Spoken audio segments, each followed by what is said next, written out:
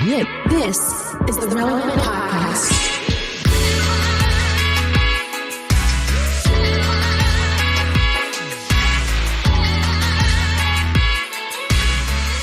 It's episode 1153, and it's the Relevant Podcast. Here in Orlando, I'm your host, Cameron Strang, and joining me from Loverland, Virginia, it's Jesse Geary. Hello, hello. From Nashville, it's our managing editor, downtown Emily Brown. Hey, y'all. And that's all. It's just the three of us today, everybody. The adults didn't join us. It's just us. Wait, I'm one of the adults? Oh, that's true. I think the two rappers probably would not think of themselves as the parental figures in this dynamic. Anyway. If they've listened long enough, they would know that, that's the closest we've got. Here's why I'm offended that Derek and Marty are not on today. Because today, as this show comes out, April 2nd, it is Jesse Carey's birthday. And I was going to make a big deal about it. And now they're not here. So happy birthday, Jesse. Oh, thank you. Another year, Our birthday's a big deal in the Carey household, or are you doing anything big? Are you excited? I'm excited. We're not doing anything all that big. I think we might all go to the beach tomorrow as a family. Though my kids were very excited about April Fool's Day. The day prior to my birthday. We've always noted that God did the ultimate April Fool's prank by making your birthday a day after April Fool's Day. I barely missed it. I was right there. I just wonder how different you would be if you really were born on April Fool's Day. Like, I do think you would really embrace pranks, jokes, humor, even more than you already do. So maybe God knew what he was doing by not putting you on the actual April Fool's Day. The ironic thing is God played the ultimate April Fool's Day prank on me because my ex-wife's birthday is April Fool's Day. So there you go. It's true. It is true. Moving on. But the day before my birthday, it was a Monday, and I'm always very tired Monday mornings. Mondays, that's not unique, This Monday morning, I heard noises in my hallway or in my house, and I got kind of nervous. What's happening here? There's sounds coming from the house. It's very dark. And I didn't know what time it was, so I looked at my phone. It was the middle of the night. It was 5:45 a.m. So I went out to investigate. My heart's racing, and I go out and I see my two young children, ages 11 and 8, in the hallway, and they scamper away. And they had both set their alarm clocks for 5:30 in the morning to go and rig the house with April Fool's pranks. Now, my wife got up in front before me and had cleaned up a lot of what they had set up, but they had gone full Home Alone in the house. Why would you clean that up? That's wonderful. Yeah, I think some of it was borderline dangerous. And my in-laws were saying, their grandparents were staying there too. So it was legit hazard in the house, because in their mind, Home Alone black is the tar height. with nails poking up probably Home Alone should is the not. height of pranking, but it was this is gross, saran wrap over toilets, a whole situation for everyone. But I will say this, it instilled in me a sense of hope for the next generation that, that they're willing to set their alarm clocks for 5:30 a.m. during spring break, because kids' spring break, just to try to prank their parents. It made me feel good about good. Not just the job I'm doing as a parent, but the future of our country. Raise a child up in the way they should go, right? That's right. They'll never turn from you. They might prank you, and they might have a paint can fall down from the stairwell and hit you and break your nose in the middle of the night. But at least they're on the right path. And you'll be proud as you're healing your nose. I was very proud. Well, happy birthday. Happy birthday. Thank you. Another time around the sun. Well, we have a great show in store for you today to celebrate Jesse's birthday. At the end of the show, we have a very special edition of Would You Rather, the Jesse edition. So I don't know what that entails. Emily wrote this. So we'll see. I think we're all in for a treat. Either I'm going to be apologizing or saying you're welcome at the end. No apology will be accepted. So I hope it's good. Well, it's my birthday gift to you. So And also, we're joined by indie artist, one of our favorite female indie artists, Sarah Juers, joins us on today's show. If you don't know her music, you will, and it is worth sticking around for. All right, but stay tuned. Right now, up next, it's Slices. You've been on my mind. Play it through, then I hit rewind. And it feels good every time. I can't stop thinking about you. I can't stop thinking about you. Been on my mind. Yeah, you're on it like all the time. Never felt like this inside. I can't stop thinking about you. I can't stop thinking about you. You're listening to Alexander 23 and Corey Wong. The song is On My Mind. Season 4 of The Chosen is in theaters now, and the reviews that count are in. Amazing. Did not disappoint. Flurry of emotions. It was powerful, heartbreaking, uplifting. You have got to come and see it. It is a message for everybody. I highly recommend that you come out and see The Chosen Season 4. Episodes 1 through 3 of The Chosen Season 4 are in theaters till February 14th. So visit thechosenriseup.com and get your tickets now. That's thechosenriseup.com for tickets today. Okay, it's time for Slices. What do you have, Jesse? All right, I have a twofer today. Sweet. Interrelated twofer, and it's a tag team effort. Emily and I were coming down to the wire on what we want to talk about, and she sent me a study that I also want to pair with one that I found interesting. I'm going to close the loop on this. So, according to some new research. Now, I will say this: it was. It came from the UK, so this is British adults, but it stands to reason that this is somewhat of a Western phenomena, especially in the post-COVID era, where a lot of people are working from home. But this study found that 40% of adults have gone at least 3 days without a face-to-face interaction with another person. They found that levels of going long periods without seeing other people are lengthening. But I mean, maybe for different people it's different. I don't know when the last time I've gone more than 1 day without any sort of face. But you're surrounded by people, though. You're not only your cul-de-sac and neighborhood, your family, your work. I'm not saying that's a virtuous thing. I'm just saying, like, it's obviously it varies from people's different circumstances to circumstances. I mean, I regularly go 3 days without seeing another face-to-face person or having. Same. I think the study, it wasn't not seeing another person in person, but having a conversation face-to-face. Because, like, you can go to the grocery store and see people, but you're not like really conversing with them, right? So, yeah. But if we're saying it's conversation in person, it was some interaction. But they also found that 28% reported feeling lonely while at a social event, and sort of the implication is that sort of changes in social behaviors have led to heightened feelings of isolation, even when people are out in the open. Now, I want to shift to another study. This one has me excited.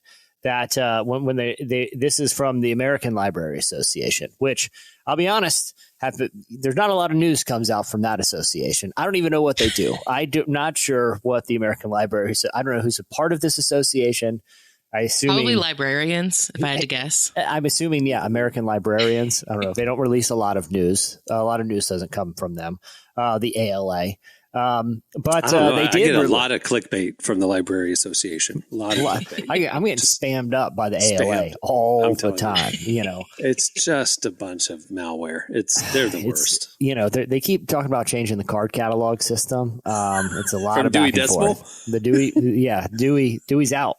It's a big debate. It's going on since I've been in elementary school, and they've been slow playing it. But no, I never understood why people thought that it was a very complicated system. It's like 10.6. Okay, it was like row 10, bay 6. I mean, it's the same as the Home Depot app. Go to row 46, bay 12. I can't remember though. Is it topical or is it's author and topical? Help me out. Like it's topical and then author within the topic. Right? Yes. Okay. Yes. Yeah. It's actually very simple. I kind of would volunteer work, whatever, and the school library when I was in 4th grade, and it was easy to follow along. So if a 4th grader can put books back using the Dewey Decimal System, I think, well, this might be on me. I assume American adults can, but here's the thing. I've been proven wrong. Googling has removed our ability to find things in any kind of Although I'm telling you, the modern equivalent of the library Dewey Decimal System is the Home Depot app. Or the in-store Target app, where it tells you specifically the location of the item you're looking for. Row 10, shelf 7. That's the Dewey Decimal System. Row 10, but the thing is, there's the extra author layer. It's not like, I'm in once the men's you get clothing, to bay 7 and you're looking for I your have to find the certain Massimo caulk. section. Yeah, you just the, look for. Anyway, where's Massimo? Okay. I don't know what brands they say. Okay. No, but this report from the ALA, they're very excited about this. I'm surprised it hasn't led every newspaper because they're pretty thrilled about this finding that 54% of Gen Z and millennials visited a physical library in the past year. That seems very high to me. I would if you were to ask me. I'm not going to call the ALA liars, though. I refuse. but think about it. They're a special interest group that has a funding interest in trying to create the narrative that people are using their resources. Here's the thing. I'm not even going to dig into the methodology. I just want to believe it's true, and I'm going to. I refuse to think that they are that the ALA is behind some sort of library misinformation campaign, which Cameron seems like you're suggesting. I am. I'm going to back up the ALA. I went to the library this weekend. There you go. A physical library. So Emily, I want to dig in here because we have these two studies. One is about how people are not. I didn't go this weekend, but I've been pretty regularly. Well, there's one right nearby. Well, look at that. Maybe. And you were calling the ALA liars. That's interesting, Cameron. Every time I go, I'm like one of 2 people in there. So just FYI. Well, you go to a lame library then. Mine's popping.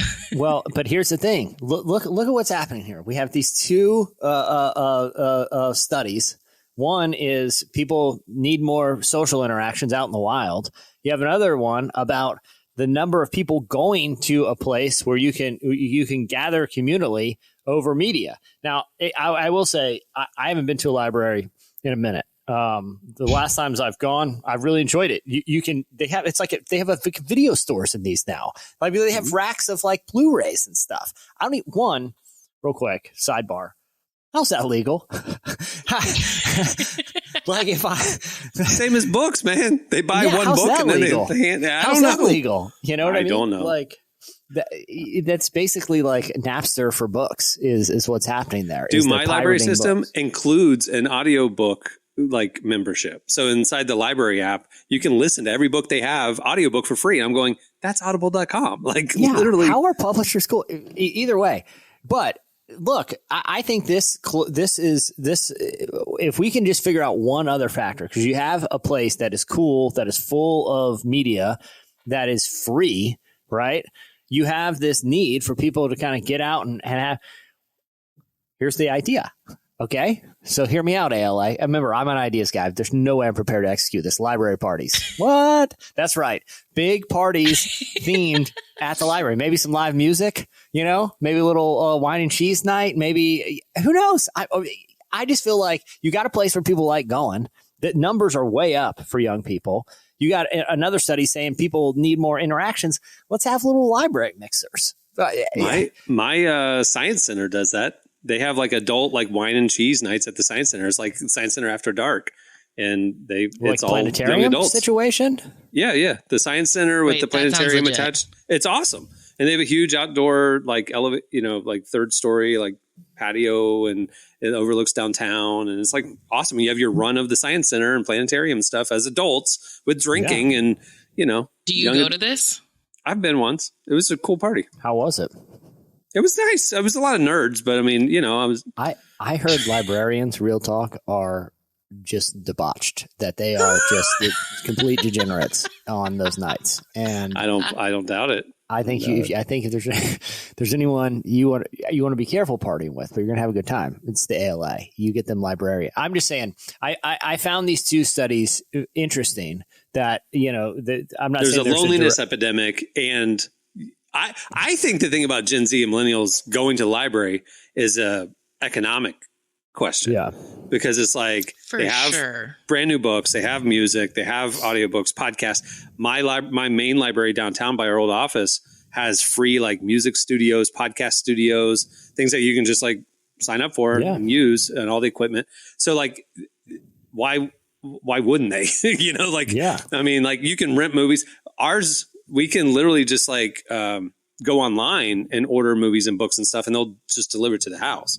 So it's just like a whole, like, why wouldn't you use this free resource that your taxes have already paid for? You know, that's what I'm saying. I'm a big rec center person, which is you know, same reason.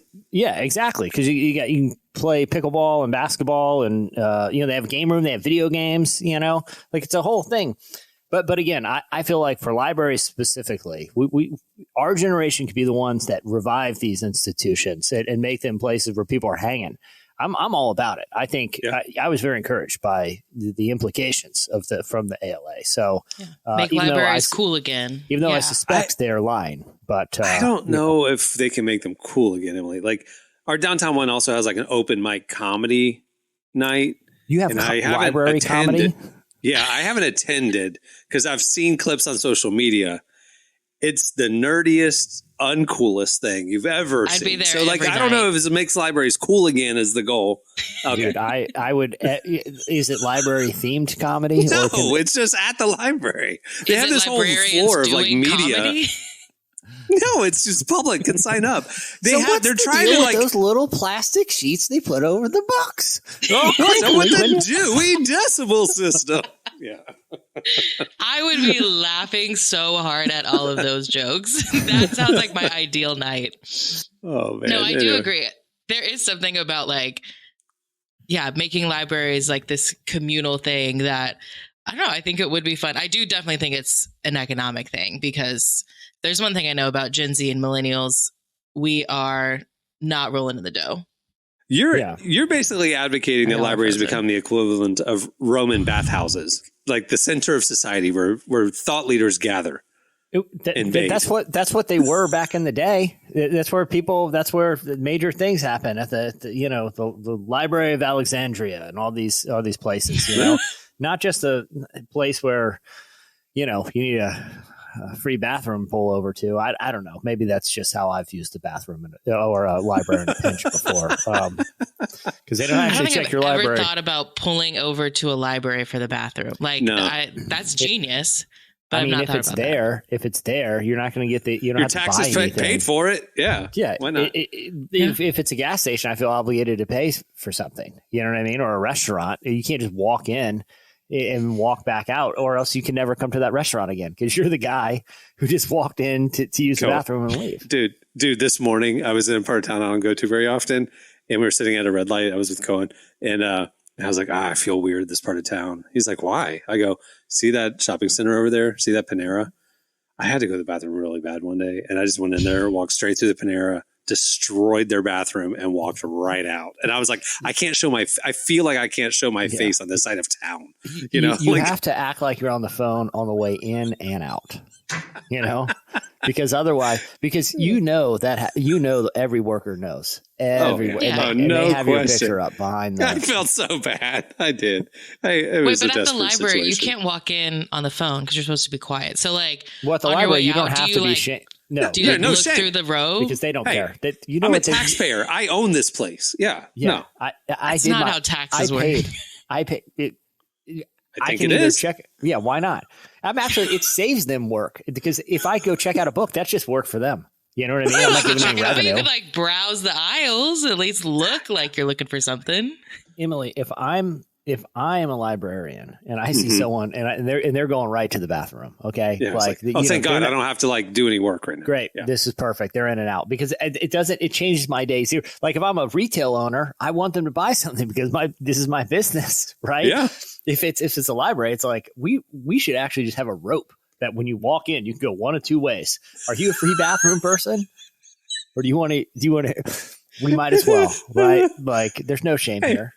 Maybe this is what will solve the loneliness epidemic is advocating that lonely people start using the library more for the restroom. I'm assuming if you were to ask me, I would assume they already are.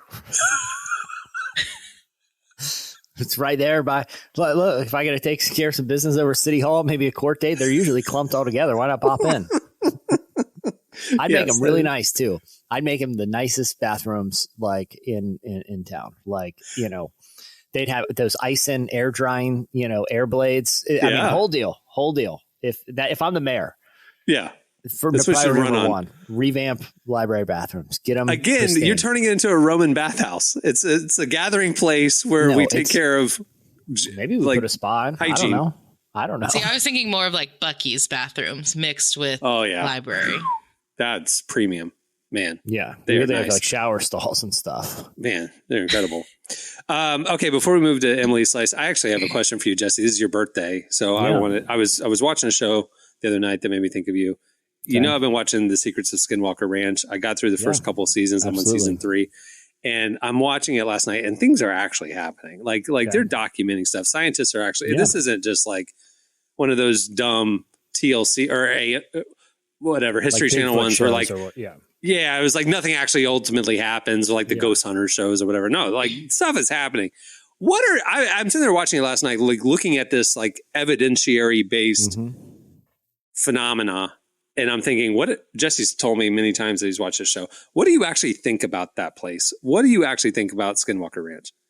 Okay. So it's funny. I would say I'm 50-50 I was having a conversation about this with someone the other day. And I would say 50% of me thinks that places like Skinwalker Ranch there could be some legitimacy to their, like, for whatever reason, whether it's some sort of like magnetic field or, you know, mineral properties in the ground that have attracted legitimate interactions from forces that we don't fully understand, you know, whether those are quote unquote like interdimensional or extraterrestrial. I'm open to that. Right. And I don't think that's the only place. I think there's a lot of places in the ancient world, like Mount Hermon in the Bible, you know what I mean? There was repeatedly a location where angels would, you know, come down to interact with people. Like maybe there are just certain locations that for some reason have properties that make them, I don't know.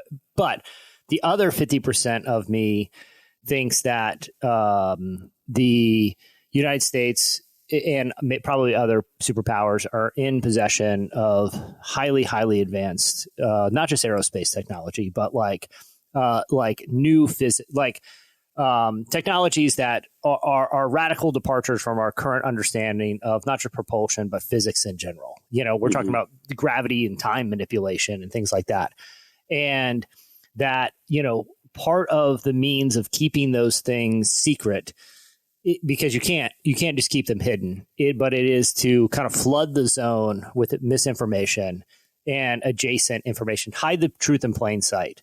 And so, you know, part of me thinks that places like Skinwalker Ranch or places that have like a reputation for this type of activity that they can actually catch on camera is happening intentionally to confuse not just the American public, but adversaries about what is real and what is unreal. Part of me leans pretty heavily that way just because it seems more rational. It seems, you know, based on available evidence, because the government has done things like that before. You know, even outside like Area 51, they would send up certain craft. There's a famous case of a guy who was a retired military officer who lived near Area 51. And he would report seeing these strange craft in the sky. And the Air Force determined that he had actually witnessed some testing of some, you know, new craft that was hyper secret. They actually would, on his phone line, like make like alien voices and, you know, and make him like the guy literally had to go to a mental institution. They would make him believe that he was interacting with aliens to discredit the reports of what he actually saw. A place like Skinwalker Ranch, especially with it's so high profile with the TV show, that scenario would be very unsurprising to me if that was the case. And there is a base nearby, and also when the other places UAPs are seen pretty regularly are also near military bases, like in Virginia or San Diego and things like that. So that part of the theory, I agree with you. The thing that doesn't jive with, because there's things like what's happening on shows I was watching last night, where like they basically have this thing of like when we poke the ranch, it responds kind of a thing. So they'll do testing, or they'll shoot up rockets, or they'll do different things to spur phenomena happening. And it's like, well, now we see this thing in the sky, or my computer's shut down every time we launch a rocket or whatever. And it's like, I'm going, that actually could be what you just said, like military dark tech, like, like you're shooting off rockets. We're going to come surveil you. We're going to like jam your computer. Like we're going to do different things to like mess with you. And you're equating it to the paranormal, but especially in the Mesa and stuff there in Utah, like there's like a lot of ancient cave drawings and things like that of the spirals, like which typically mean portal, and that shows up in different places around the world. And it's like, well, that military tech didn't happen in the 1600s, you know? So it's like, you know, there is that phenomena thing as well. And I think your theory is interesting that they take a natural phenomena place and put a military base somewhat near it and kind of overlay the two experiences for the people who live in that region. That's interesting. Well, and I, you know, I think if you're looking at the sort of ancient, you know, whether it's artwork or writings or even religious ones, location tends to be a commonality factor. Like in the ancient world, they used to call them thin places, like the place where the veil that even Paul references between our world and the next, that veil is thinner. Like that's what the ancient people used to call it. They knew of certain places that were just like that.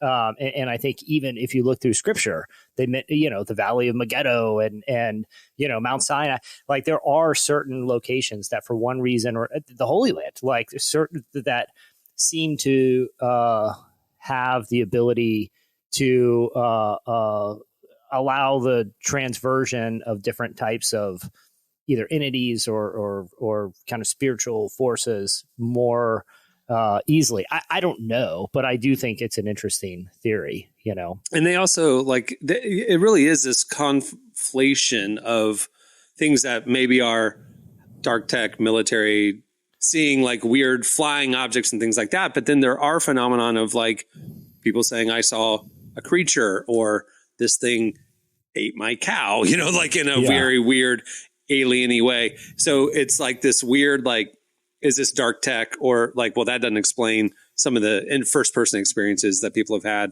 and things they've witnessed and whatever. And it's like, it really is kind of like this jumbled, confused thing that it's interesting. You're kind of saying, well, it could be some of this and some of that. It doesn't have to be all either or. Yeah. And I'll say that I don't think I'm supposed to say it, but I don't think this really matters. I'm just going to say it on record. There's another project I'm working on, and I don't know if this will ever see the light of day. So that's why I'm just going to throw it out there. And I got to talk with Representative Tim Burchett, who is a congressman from a member of the House of Representatives from Tennessee. And he is the leading lawmaker behind the UAP caucus, which is a collection of lawmakers, bipartisan, who are trying to force the military intelligence institutions to tell lawmakers what they actually know about the UAP phenomena. And so this is, you can look up him, you can look up the UAP caucus. And in a conversation that, I was part of recently with him in his office, he literally said, like, they are hiding something. We do know that. There's no question. He's like, but they are actively telling us information to make us look foolish, and they're mixing it with real information so that when we talk about it publicly, if something's disproven, we are all discredited. So it's put us lawmakers in a position where, because they've blended truth with untruth, we can't say anything because we risk discrediting ourselves because we don't know which one is true and untrue. So that is a technique that people who are trying to hide something, whether that is some sort of revelation about extraterrestrial, ultra-terrestrial life or technology, blending fact and fiction makes it impossible to kind of get to the bottom of it. Well, and too, he doesn't even know potentially he doesn't even know who's doing what, because I mean, just going back to the days of watching Oppenheimer, I mean, the entire Manhattan Project wasn't even known to exist by the president, so it's like there's definitely things the military's doing that is off the books, and it's like, well, they wouldn't know about those agencies or whatever, Well, because they operate in such small information vacuums that, someone could be, like in the case of Oppenheimer, someone could be working on a component of the nuclear bomb, but not even know that they're working on a nuclear bomb, even though they're part of this larger thing. And so when you talk about something as sophisticated as like a reverse engineering program, which there's been whistleblower, allegations of, if someone's working on some sort of new propulsion technology or something, they might not even be aware that they're part of a technology reverse off-world reverse engineering program because of how siloed all of this is. But I do think, go ahead. As a Christian, dear listener, you should watch the Skinwalker Ranch thing on History Channel. It's really interesting when you, from a biblical understanding of the supernatural and the way that historically, according to the Bible, which we believe in, the supernatural interacted with the natural world. Watching this documentary, you don't take it necessarily as EBGB, demonic or aliens or whatever. If you're thinking about it in terms of supernatural, like even the native people talked about, like in the Cherokee creation story, how you're talking about the thinly veiled places. Yeah. It's like in their creation story, basically humanity crawled out of the other region and came into this realm, kind of a thing. And it's like, they believe that there's things that pass through the two dimensions of supernatural and natural. And so when you think about it in terms of Christian theology, it sounds crazy to us in American culture, but it's like biblically. Listen,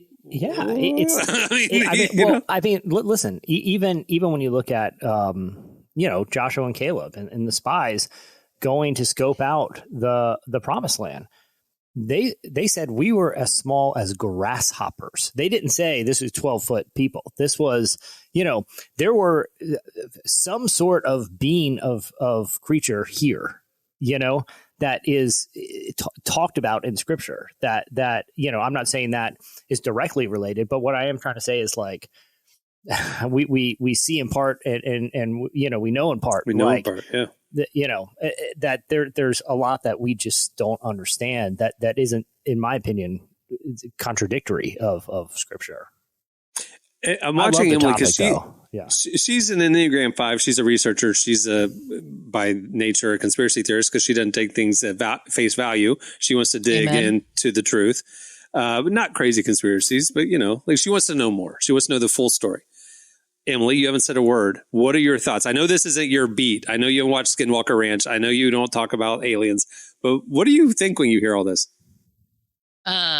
This is like the worst thing to put me on the spot for, because the reason I've been silent is because when it comes to stuff like this, I really don't like speaking without digging into the research myself. Yeah. But I mean, this stuff is really interesting to me. And like, I think I've talked about, I like conspiracies where like, no one is harmed. That's like kind of where I draw the line of conspiracies. Anything else to that, fair game. So this is really interesting. Like I absolutely believe that like extraterrestrial life is real. And even biblically, I think that, there are non-human beings that appear in the Bible that we should dig into more, and it's we should. Pretty key part of the Christmas story, FYI. Right.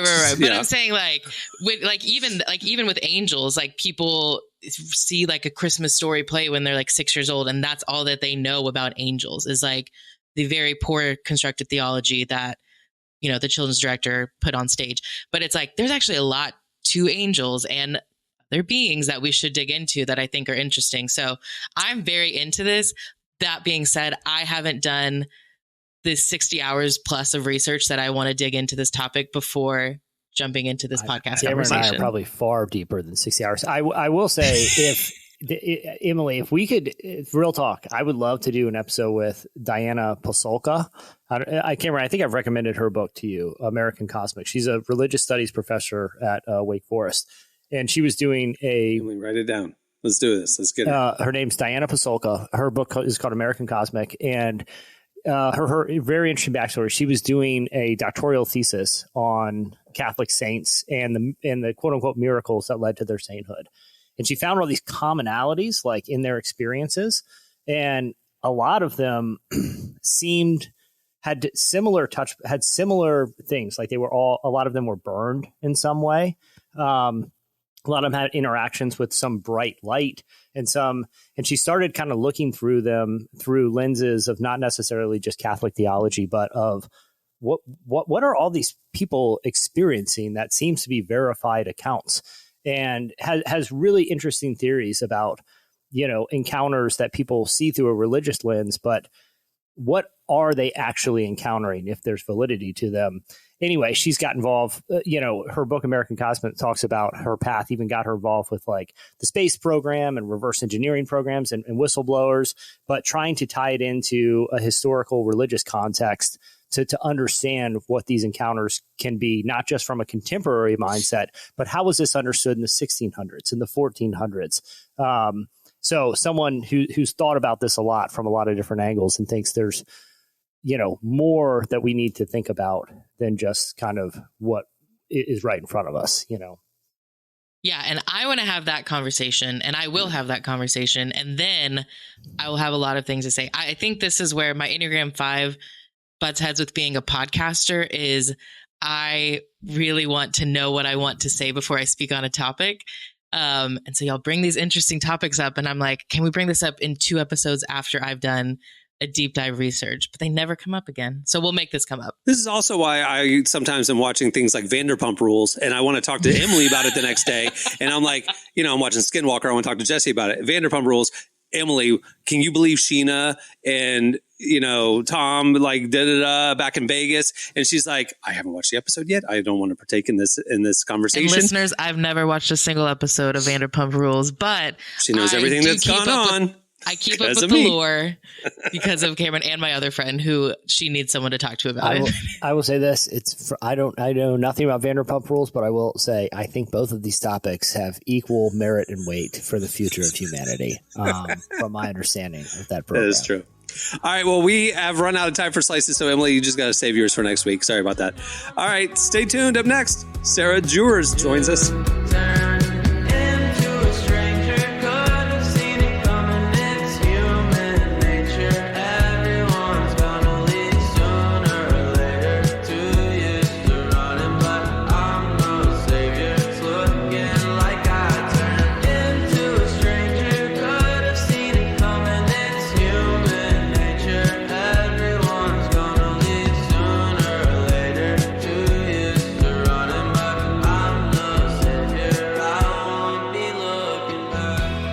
You're listening to Yacht Club. The song is Human Nature.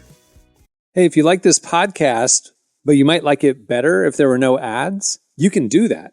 Head over to relevantmagazine.com and sign up for Relevant Plus. For just a couple bucks a month, you get this podcast ad-free. You get ad-free unlimited reading at relevantmagazine.com, including the full podcast and magazine archives, our beautifully designed digital issue, and a little more. Check out all the info right there on the Relevant Plus tab at relevantmagazine.com. Where our guest today is Sarah Juers. She's an up-and-coming indie artist who just released her album, It Was Dark Until It Wasn't, about 6 months ago. She'll also be at this year's Holy Smoke Festival, which we talked to No Big Deal about a couple episodes ago. Well, we sat down with her to hear more about her musical journey and how she finds inspiration from unexpected places. Here's Emily's conversation with Sarah Juers. I've changed a lot. I'm different than I was before. I found some keys and I've taken the chance to open the door. Oh, what a beautiful thing to grow. You've been putting out music for about 10 years now. So when did you first start pursuing music, and when did you move from doing it as a hobby to something you wanted to pursue seriously as like a full-time career? Okay, so you know what's funny is, it was a hobby up until, quite literally December of last year. I've been just doing it, and I don't even know what prompted me. I think like the spirit of God, quite literally, to just start making music, because I never thought I would be a musician, never sang in front of people until I was 17. Like, I just was kind of just doing my thing, and then all of a sudden I started writing songs on myself. Eventually started sharing it with people, and they're like, Sarah, this is really good. And I was like, what? Like, and then so I was like, oh, maybe I just put it on SoundCloud, just for fun. Like, whatever happens, happens. And then I've just kind of been doing that since then. So now I just turned 27 on Tuesday. So now it's been officially 10 years of just kind of doing it. And I always was like, no, I'm never going to do it full time. I'm not trying to be an artist. Like, I'm just trying to, just something I do. And then in December, I was like, this is what I was meant to do. I can't stop like pretending like it's not. And I can't let fear be what's keeping me from like, at least like, diving in a little bit more. So up until about December of last year, so that's how many months, three months or so, I was like, oh, I think I want this to be a little bit more serious. Look a little deeper, you might uncover my shadow side and my wicked ways, my selfish heart, all my sinful days. Over these last 3 months, how do you think you've changed in that time? Oh my gosh, yeah. I've just changed so much personally in the last, 6 months, and then 3 months, But as far as music, I just finally deciding and saying it out loud that I want to be a full-time musician, because I want my life, I want everything, all my time and energy to go into that. That was huge, a huge step. So now, I'm just kind of starting to try to build a team, work a little bit more with some people who can help me in areas that I don't know about, which is a lot of places. I mostly just write and sing. So everything else, I'm just trying to find people, and I have found some people. My best friend being my manager, but she's amazing, and she's the second I told her I want to do it for real, she was like, okay, bet. And then she's just been full steam ahead, finding opportunities, just getting connections, and so I'm just slowly but surely trying to figure it out. It's all unknown to me, and there's not one set way and path. So it's just kind of trying to take a step forward and trying to keep walking forward.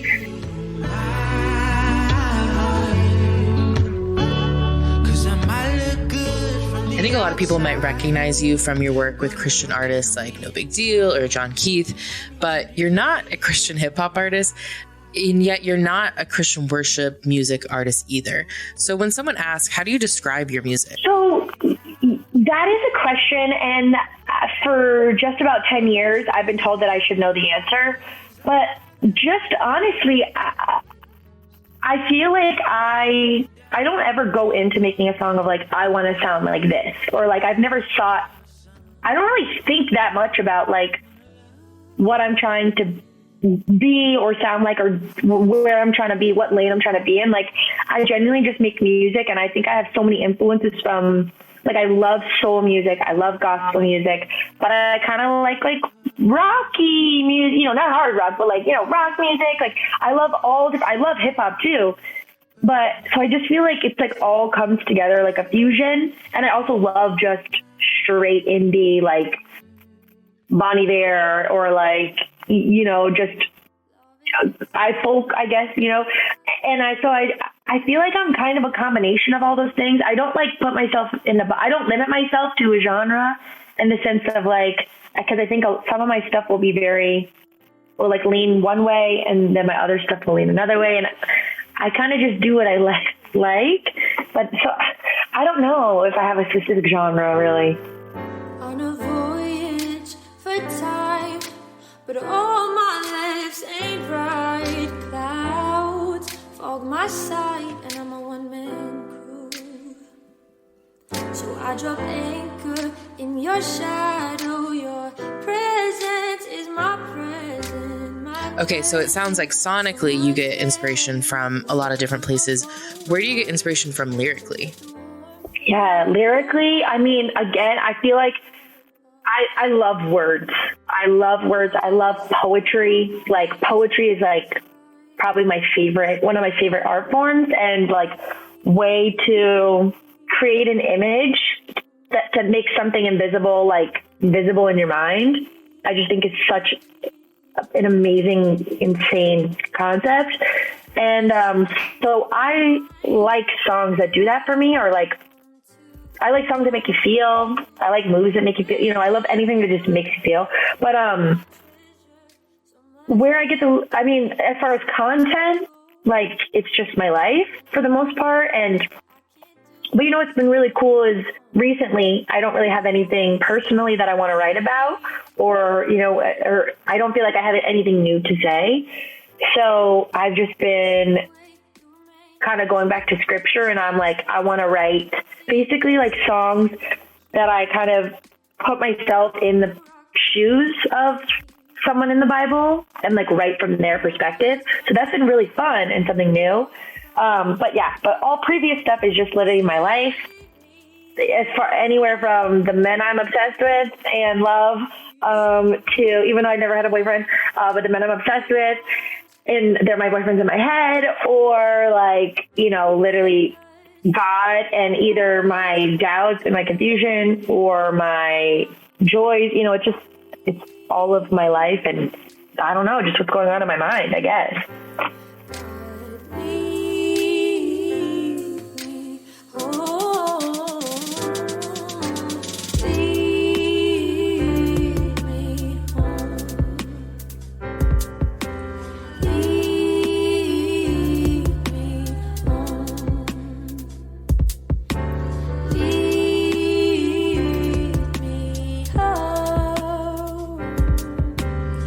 That was Sarah Juers. Make sure to check out her new album, It Was Dark Until It Wasn't. All right, stay tuned. Up next, it's Would You Rather, Jesse edition. I talked to God, he told me what's up. I don't need luck, no fingers crossed. Yeah, the bottom too crowded, the higher I go. The less I see talent, they hide in the road. The prettiest people are depressed the most. Yeah. None of my meetings indoors. I'm out in the course, playing in shorts. You in the building, I'm yelling out for. Yeah, my stomach was growling, I couldn't record. They wanna be buddies, I'm not Pauly Shore. I saw the call, I thought you was blocked, so I hit ignore. You're listening to Marty and Gavin the Hot Rod. The song is Golf Course Meetings. Today's show is brought to you in part by The Chosen. Season 4 of The Chosen is coming to theaters nationwide on February 1st. And this season has everything: clashing kingdoms, rival rulers, and when they're threatened by the reality of Jesus' growing influence, religious leaders do the unthinkable, choose to ally themselves with the Romans. As the seeds of betrayal are planted in opposition to Jesus' message turns violent, he's left with no alternative but to demand his followers rise up. So get ready, relevant podcast listeners. February 1st is the big release day. Go get your tickets now at thechosenriseup.com. Okay, it is Jesse's birthday today, so we wanted to do a special Jesse-themed game or version of Would You Rather. So, wait, Jesse, how old are you turning? Can I ask that? Do we need to bleep it out? 59 years old. No, well, if you look at me, you know, upper 50. No, it's 41 this year, believe it or not. Yeah. The most forgettable year age-wise. I know. I was going to say, it's like turning 22. Like you had 18, 21, and then you're like, oh, okay, well, call us when you're 25. Even 20, you enter a new decade, and then 21, and then 24 is coming up because you can rent a car. Yeah. If anything, I feel like 19 is like a pretty forgettable age. But you're in college. Birthdays still matter back then. Yeah, 41, you're on the wrong side of it for the first time. It's like 37. It's like, yeah. Great. Well, 37 though, you really don't want 37 because you're staring at 40.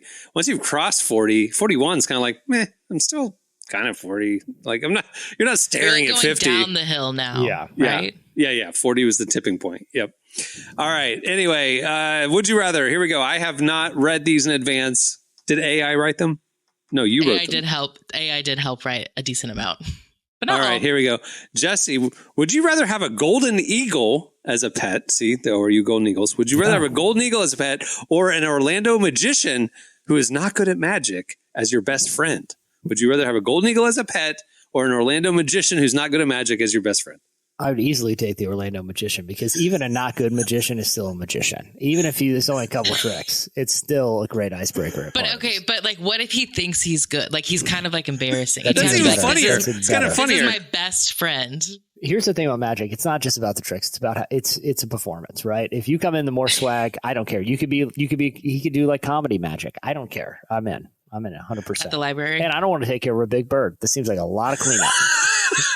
I had parakeets as a kid. They live forever too. They live for like 10 years and you're cleaning newspaper. Wait, yeah, I do actually need to look at the life expectancy of a golden Emily. eagle because that is a lifelong commitment. Emily, would you rather be a lifeguard on Virginia Beach or join the aquarium's standing response team to save whales? I think I would rather do the straining response team because I just don't know if I want the responsibility of saving humans who can't swim. Like, mad respect to the lifeguards, but I can't do it. I'd rather try my best trying to like save a whale than a human. Jesse's been a lifeguard in Virginia Beach. Yeah, but to be fair, it wasn't a cool beach lifeguard. It was at a condo at the beach and the pool was only 5 feet deep. And it was a lot of just breaking up parties and stuff. I got reprimanded for joining a pool volleyball game. To be fairness, they needed an extra player. They asked me, but that was my first week on the job. Now, I told Cameron this. I'm pretty proud of it. I got pool to pay period twice that summer. So it all Pool worked out. to pay Subway period. gift card, baby. Yep. Subway gift cards. I actually didn't know that you were a lifeguard when I read that question. Yep.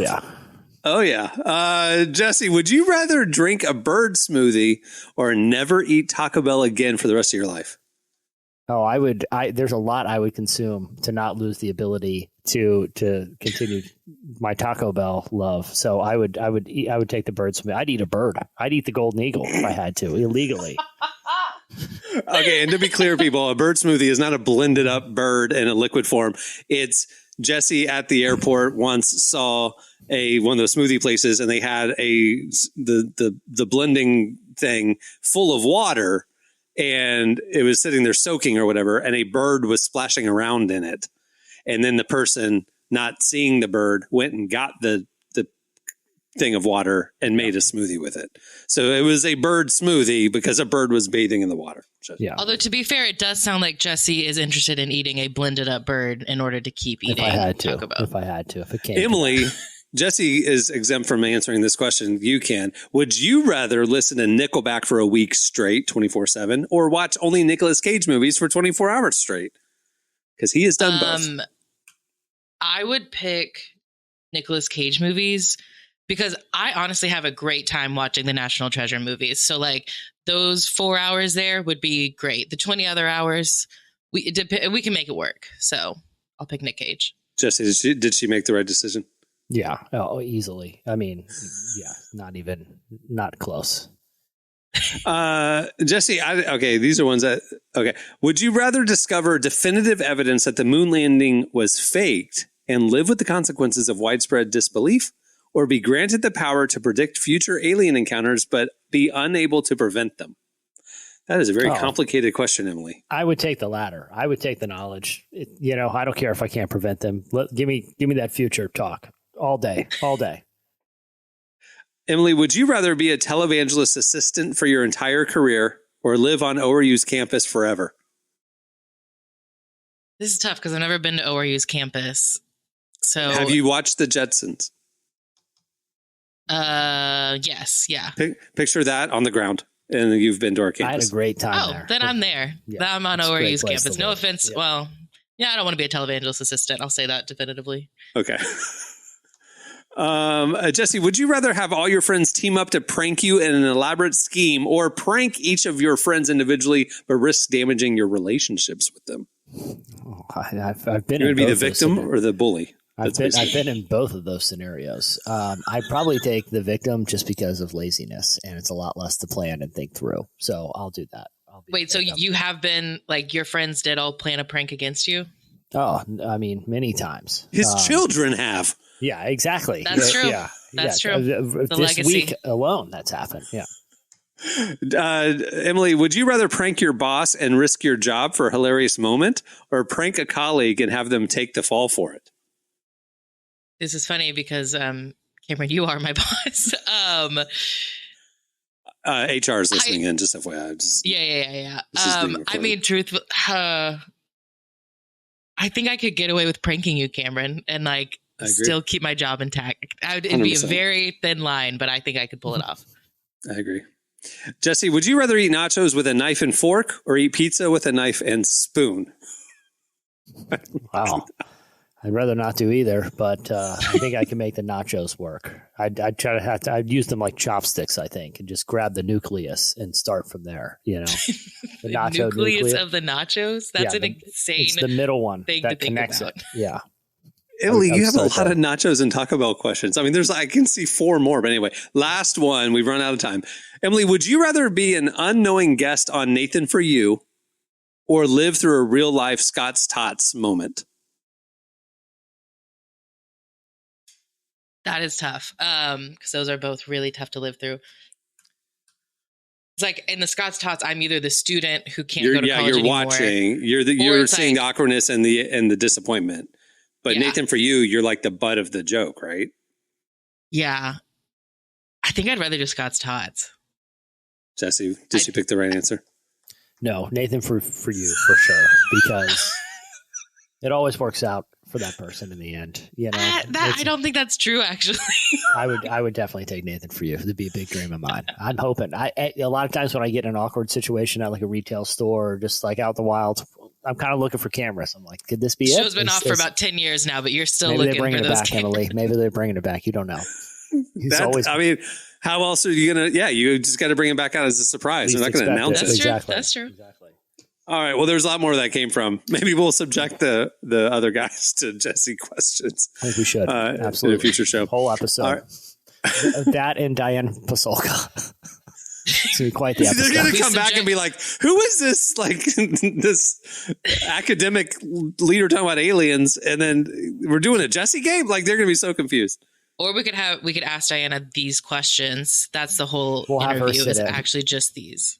I love it. Well, before we wrap things up, I want to thank Sarah Juers for joining us. Make sure to check out her latest album, It Was Dark Until It Wasn't. It's available wherever you get your music. Also, make sure to check out the new issue of Relevant featuring Brooke Lidgerwood, Rainn Wilson, Mike Todd, on and on and on and on. There's a ton of stuff in the issue, and it's available for free. Just click on the magazine tab over at relevantmagazine.com. It's available right there, thanks to our presenting sponsor, The Covenant, which is available now on Apple TV. All right. On that note, we'll wrap it. I'm Cameron Strang. I'm Jesse Carey. I'm Emily Brown. We'll see you on Friday. Have a great week, everyone. And send Jesse birthday wishes on social media. He is very, very active on all the platforms. Yes. Yeah, you'll find me easily. You can't get him off.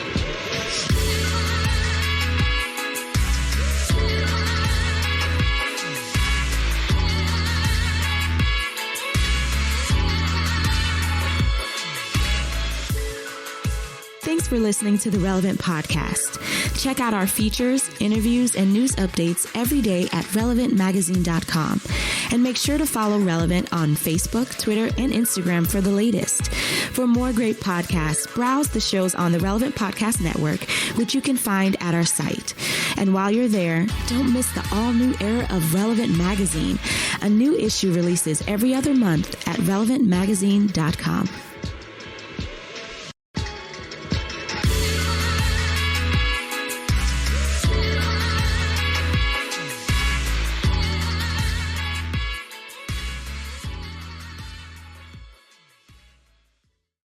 You have to act like you're on the phone on the way in and out.